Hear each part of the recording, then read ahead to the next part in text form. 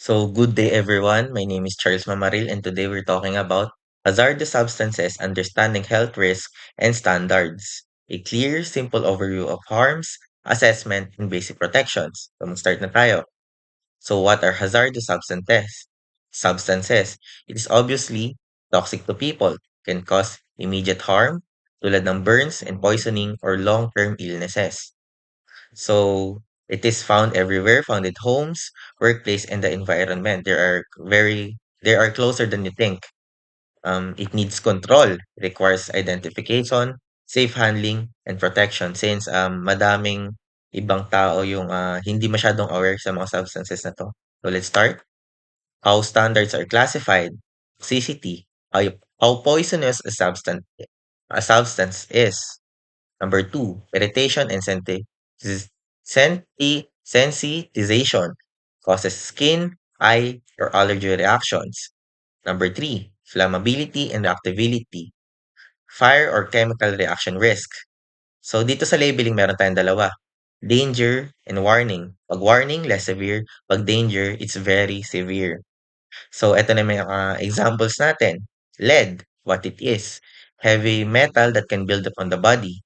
What it can do, brain damage, kidney harms, and blood problems. Yung lead makikita natin sa old paint ng mga walls or railings ng mga bahay natin and even sa ibang doors or mga basta sa mga old paints, gano'n sa gano'n. So, hazard example, mercury. So, eto siguro yung pinaka-infamous sa pagiging toxic na substance. What it is, a toxic metal that gives off vapors. What it can do, damage to brain, kidneys, it even harm developing nervous system. So, it's very dangerous. Nakikita to sa light bulbs and sa mga thermometers and stuff like that. Hazard example, asbestos, what it is. Mineral fibers that can become airborne, what it can do. Breathing fibers will result into lung disease and cancer over time. So it's very toxic, no?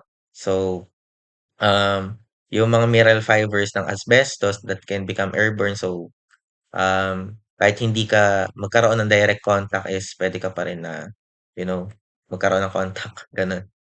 So, hazard example, formaldehyde. What it is, strong chemical used in many materials. What it can do, respiratory harm, irritation, and the worst, possible cancer with long exposure. So, saan to makikita? Sa mga glues, sa mga paints, and harsh substances. Yun. So, meron tayo ditong simple health risk assessment. Dose response, yun para ano agad, para maging alerto agad tayo, no? Para makapag-action agad tayo, identify hazard, ah, ma-identify natin kung bakit nangyari yon sa isang tao, no? Kung anong chemical yon.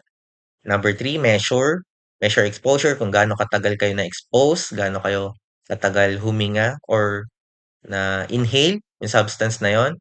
And number four is characterize risk, kung ano yung pwedeng makuha doon sa pangyayari na yon. So eto, how substances enter the body. This is very important. Inhalation, breathes vapors, dust, or fumes. So this is very common ano sa mga construction sites since iba't ibang chemicals yung nandun.